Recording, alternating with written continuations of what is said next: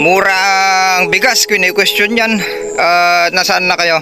Hindi nila alam na pati magulang nila ay kinakalaban nila sa paglagapak ng presyo ng palay. Kaya napapansin ko yung mga pinupost dyan ay biglang kukunti na yung mga anti-farmers dyan. Yung mga kuwan na lang siguro, yung mga bayad. Okay, hindi nila alam na pag bumagsak ang farmers, bumagsak ang presyo ng palay, wala, nalugi ang farm owner, nakautang yan. So sanabi ko nga kanina, kung 2 hectares yung palayan ng mga yan, uutang ang mga yan ng inputs na nag-i-interest. Paano pa sila makakabayad buwan-buwan? 2 times to 3 times na silang malulugi. Dahilan na mawawala, isasanlo or ibebenta yung kanilang sakahan na lang. Yung mga anti-farmers dyan, nasaan na po kayo? Hindi nyo alam na magulang ninyo yung kinakalaban ninyo ngayon, na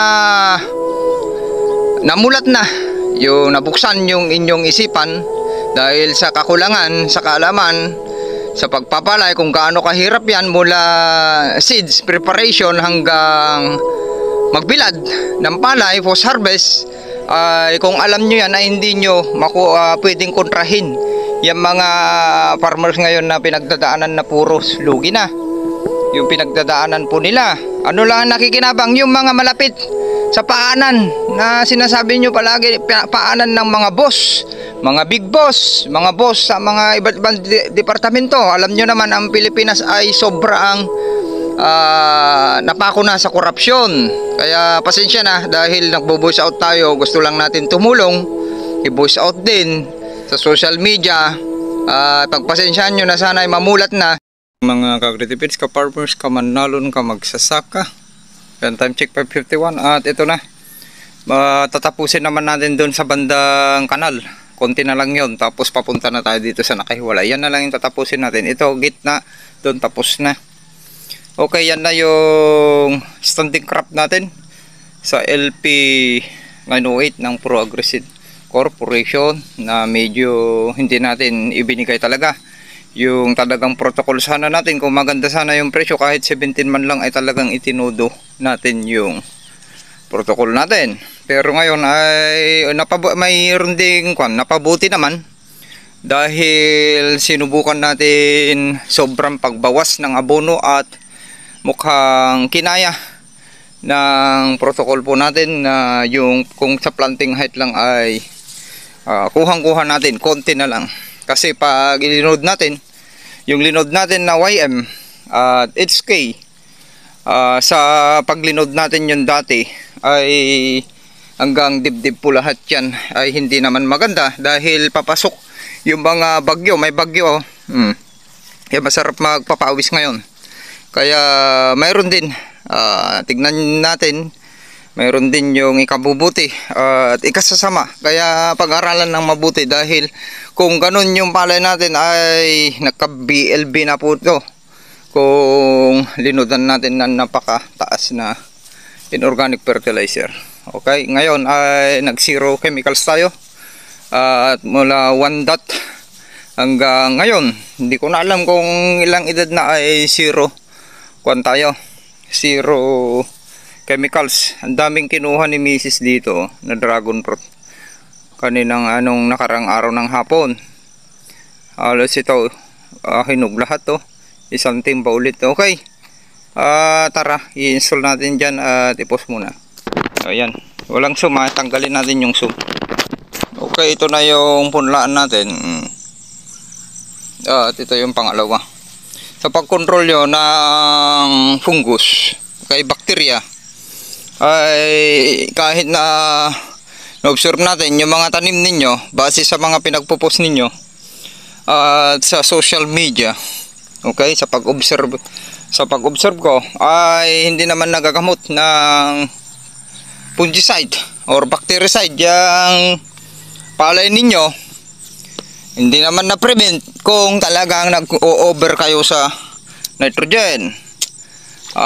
Walang makakakon dyan kung nag-over kayo. Kaya napaka-importante yung i-control ninyo yung end, dahil yan ay dahilan ng pagkakasakit ng inyong tanim. Dapat mabalansin ninyo Meron din gagamitin nyo yung mga pampatigas. Dito na tayo. Yan, para makita ninyo itong gilid na to. Yan, natabasan ko na kapon yan. Ito na lang gilid nya. Okay. Yan. Para makita nyo yung tatrabuhin ko. Last na to ha. Ito naman hindi natin tatapyasan yung ano niya, isasagad dahil kung diretso yung tubig pag ulan ay matitibag. Kaya okay lang yan na may damo sa taas. Pero dito sa pagitan ng tanggalin natin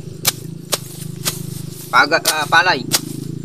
O yan, ganyan lang magtabas patras para makontrol nyo itong tabas. Pag paabandi, kutab-kutab sa Ilocano, hindi kanyan pag paabandi yung ang daming pultak. Sa Ilocano yung hindi pantay. Pag patras kasi yan, diretso yan na maganda. Tapos may papakain nyo lahat yung blade nyan. Yung talim. Ganun. Kaya bakit patras? Mas mabilis. Pag paabandi yan, mabagal. Hinay-hinay lang. Yun na natin iangat to ha. Pang mulching na natin dyan sa gilid. Wala na tayo. Ang dami natin tatrabahuin. Nakapokus tayo ngayon sa livestock. Figure eh. Kung ano yung malakas ay doon muna tayo. Yan, may option tayo eh. Pakain sa pang mix sa feeds. Itong bigas kayo sa hingin nila, computin natin. Ang mahal na ang darak. Papakuha na lang natin, pabugbog. At imimix sa feeds. Kung wala pa rin, i-subdivide na natin ito. Abunan na natin itong palayan at mag-alaga na lang tayo. Wala na tayong pag-asa sa pagpapalay dito sa Pinas. Masyadong maraming korupsyon. At hindi nakikita na nila ang problema, hindi masolusyunan. Masyadong mabagal yung aksyon.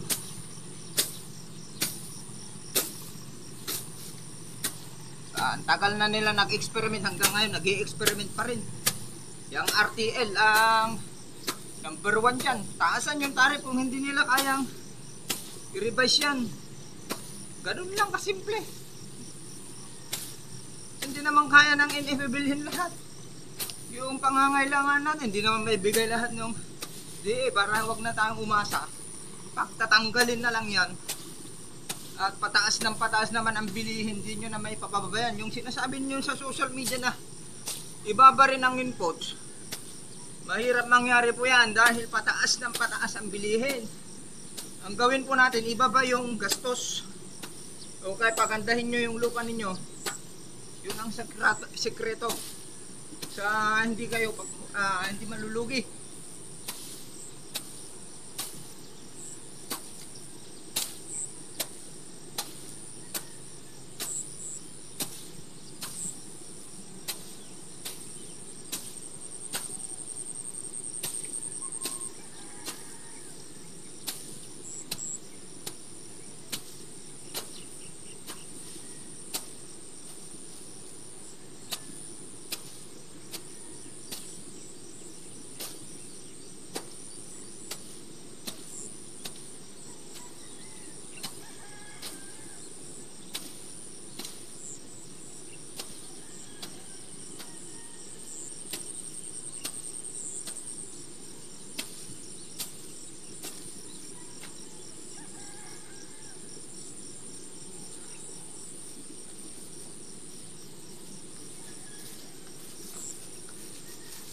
Ilapit natin para mapakinggan nyo yung sinasabi ko.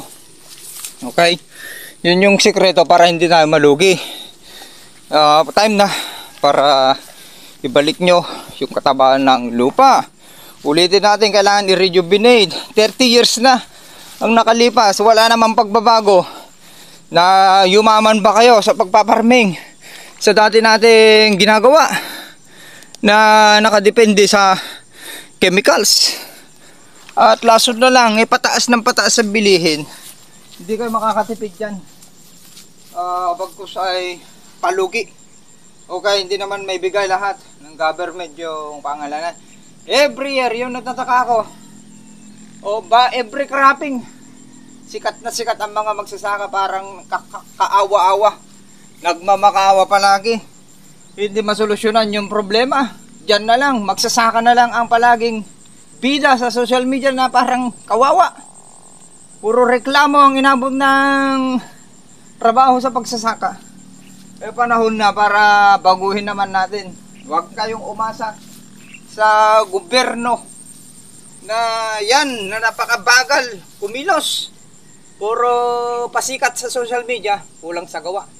Kung gusto nilang gawin, yung nga sinabi ko sa inyo, kung talagang gusto nila magtrabaho, trabahuin yung mga traders, rice miller na yan, na tinutumbok nila, na kasalanan ng traders rice miller.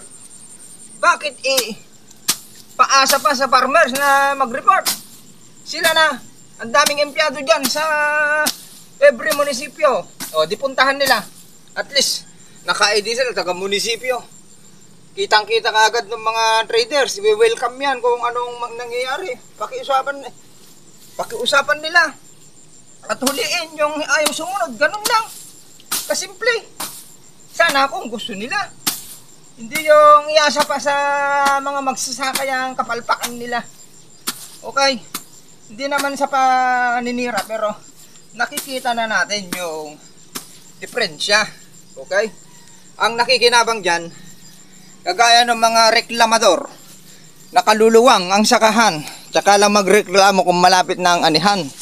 Mga leader na kunwari nagre-reklamo sa social media. Pagdating ng anihan, binili. Nabili ng NFA yung palay niya. Or sa mga kakilala. Oh, wala na. Natabunan na yung reklamo niya dahil masaya na siya. Yan ang problema sa atin. Hindi na kukontento yung mayaman na, maluwang ang sakahan, hindi na kukontento sa yaman. Gusto pang magpayaman ng magpayaman, hindi niya man madadala sa hukay yan. Okay? Imbes na ang nakinabang sana, ang daming farmers ang makikinabang po dyan. Lalo't ko konti, 100 na. Yung pwede mong kuhan, sinarili na niya. Kaya ang nangyari sistema po dyan, napuno yung butega. Nakatulong ba siya? Kundi, yan yung mga gahaman na mga tao ayaw pagbigyan yung ibang farmers. Kaya mas marami yung hindi natulungan. Ilang tao lang yung nakinabang. Okay? Hindi naman sa paninira, pero yan na yung mga problema na dapat sana solusyonan. Yung rice tarification law, hindi nila matanggal-tanggal. Di itaas yung, itaasan nila 50% yung buwis para walang makapag-import. Okay, ganun lang naman kasimple yan. Bakit hindi nila magawa? Ang dami pang cheche-bureche sa social media. Okay, ganun lang, sharing is caring. Maraming salamat para matapos natin to. Happy farmers, ang daming paraan kung gusto nila. Ang daming dahilan kung ayaw nila solusyonan. At ang nagiging kuwan pa dyan, yung mga binhi na alam naman natin, ang daming nagkalat dyan na Region 1, Region 2, Region 3 pinagbebenta, hindi naman binibigay. Yung mga napakagagandang siga ng LP variety at SL pinagbebenta naman ng mga taga mismo dyan sa gobyerno. Paano maipuslit ang mga yan kung hindi sila ang kasabwat po dyan? Nakatulong ba? Kaya yan ay nawawalan lang po ng saysay. Yan lahat yung mga problema na dapat lutasin. Tanggalin na yan dahil hindi na bagay dito sa Pilipinas yung hybridization. Kung ganyan ang sistema po, ang mura ng palay, mag-hybrid kayo, maaksaya, matakaw po ang hybrid. Paano nyo maabot yung mataas na ani kung hindi nyo pakainin yung hybrid? Ang mahal na tapos mura, hindi nila papakainin po yan. Kaya wag na i-hybrid at mechanization. Nagme-mechanization kayo, advance. Hindi na nga kaya ng farmers gumastos. Baon na sa utang, ika 2 cropping o 3 cropping na nalugi. Wala nang pag-asa yan. Okay, kung may sakahan yan na 2 hectares pataas, umutang po yan na nag-interest. Okay, ganun na lang. Peace po sa ating lahat. Ito'y binu-voice out ko lang, hindi para sa akin, para sa mga kasama natin sa pagpapalay na alam natin yan po yung nangyayari sa atin. Hindi tayo naapektuhan niya kasi kaya nating Apektado pa tayo pero hindi ganun ka-apekto dahil kaya nating i-adjust ang pamamaraan natin sa pagsasaka. Okay, ganun na lang. Maraming salamat. Happy farmers. Hope ay nagkakaunawaan po tayo at masolusyonan ng ating gobyerno. Maasa pa rin tayo na masolusyonan nila. Nandyan na yung sakit. Nandyan na yung problema. Bakit hindi nyo lutasin? Maraming salamat. Bye-bye. Mga ka-agritibes, tapos na ang trabaho natin. Ayun, banda. Hanggang gubat yan. Tapos na. Yan na yung last. Hindi natin sinagad dito banda dahil ulitin natin kanal. Para hindi matitibag pero naka-slanting yung pagtabas natin para kuha lahat. Tapos yan ay tapal ulit sa land preparation kung magsasaka pa tayo. Ayan na yung standing crop natin dito sa likod. Tapat ng pigiri. Ayan. O patapos na. Okay. Ang sarap mag-exercise. Yan. Para makita nyo yung ating ginagawa. Ganyan lang yung ginawa natin dito. O yan, papakita ko sa inyo paano tayo nagtabas. Pati dito natanggal yung mga kandyan. Pag ganyan lang. Pag ganyan. Tapos meron pwede rin ganyan. Babaan ninyo. Tapos sa dyan, talagang walang damo dyan. Tatanggalin natin yan. O yan na yung kwan natin, palay natin. Sa edad na nasa kwan ko to, malapit na mag 50. Nasa mga 49 ganun, 48 siguro ito. Hindi ko na maalala. Siya nga pala. Ayan, naubos yung mga 1 litrong pawis ulit natin. Naka-exercise ulit natin. Ayan, pasensya na. 1 litro yan, napakaganda. Lumalakas yung katawan natin kung ganito na tatanggal tayo ng pawis. Maganda, hindi ka mapapagod kung nakahubad. Tanggalin yung pang-itas kasi mabilis mapagod kung basang-basa yung kung hindi mahanginan. Okay, yung pala mga nagko-comment dyan sa mga social media. Punta nga tayo sa kung pala yung mga anti-farmers na noong nasaan na kayo? Kumusta na po kayo? Yung mga anti-farmers dyan na ang lalakas mag-comment noon na kesyo ganito mura ang bigas, question yan. Nasaan na kayo? Hindi nila alam na pati magulang nila ay kinakalaban nila sa paglagapak ng presyo ng palay. Kaya napapansin ko yung mga pinupost dyan ay biglang kukunti na. Yung mga anti-farmers dyan, yung mga kuwan na lang siguro yung mga bayad. Okay, hindi nila alam na pag bumagsak ang farmers, bumagsak ang presyo ng palay, wala, nalugi ang farm owner, nakautang yan. So sanabi ko nga kanina, kung 2 hectares yung palayan ng mga yan, uutang ang mga yan ng inputs na nag-i-interest. Paano pa sila makakabayad buwan-buwan? 2 times to 3 times na silang malulugi. Dahilan na mawawala, isasanlo or ibebenta yung kanilang sakahan na lang. Yung mga anti-farmers dyan, nasaan na po kayo? Hindi nyo alam na magulang ninyo yung kinakalaban ninyo ngayon na namulat na, yung nabuksan yung inyong isipan dahil sa kakulangan sa kaalaman sa pagpapalay kung gaano kahirap yan mula seeds preparation hanggang magbilad ng palay post harvest. Kung alam nyo yan ay hindi nyo pwedeng kontrahin yung mga farmers ngayon na pinagdadaanan na puros lugi na yung pinagdadaanan po nila. Ano lang nakikinabang yung mga malapit sa paanan na sinasabi nyo palagi, paanan ng mga boss, mga big boss, mga boss sa mga iba't ibang departamento. Alam nyo naman ang Pilipinas ay sobrang napako na sa korupsyon. Kaya pasensya na dahil nagbo-voice out tayo, gusto lang natin tumulong, i-voice out din sa social media. Pagpasensyaan nyo na sana ay mamulat na itong bansa, hindi lang sa farming kundi marami pa.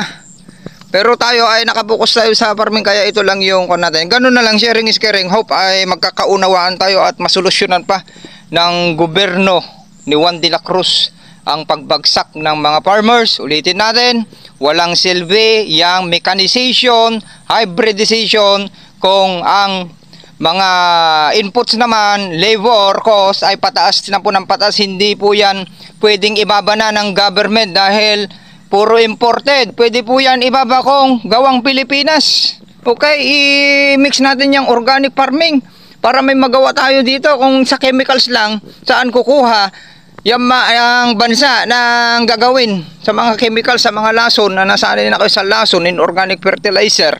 Saan kukuha yan? Kaya puro imported yan. Hindi pwede yung sinasabi ninyo na babaan, yung mga farmers na kukumin niya babain yung inputs. Hindi po pwede yan. Ang kwan po dyan ay huliin, i-monitor ang dagsang bigas ng Pilipinas, iwasan ang importation kung maaari, government na, kung kaya ng government, sila na ang bibili na lang at kikita sila dyan, hindi yung pinamimigay yung pera ng mga taxpayer.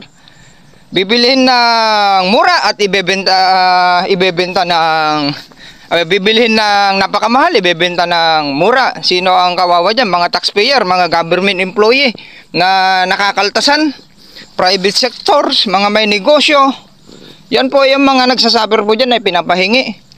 Kaya ganun na lang. At marami pa tayong pwedeng i-voice out pero sa susunod na lang. Maraming salamat. Happy farmers. Go lang ng go. Peace po sa ating lahat. Sana'y may pag-asa pa ang mga farmers dahil sure po yan na marami nang bibitaw itong dry season. Isa na po ako dyan. Nabibitaw. Naplano ko na ang gagawin natin dito. Gawin na lang residential. Yan naman ang gusto ng mga mayayaman. Maraming salamat.